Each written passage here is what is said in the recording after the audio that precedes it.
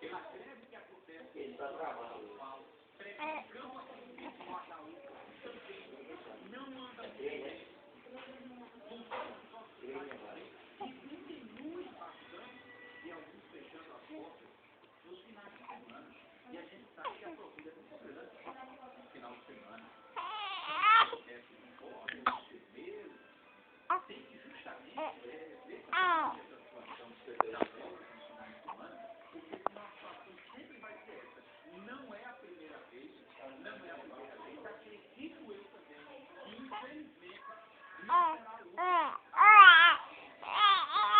último. O governo do Estado para que cada um faça a sua parte, porque se funcionar corretamente,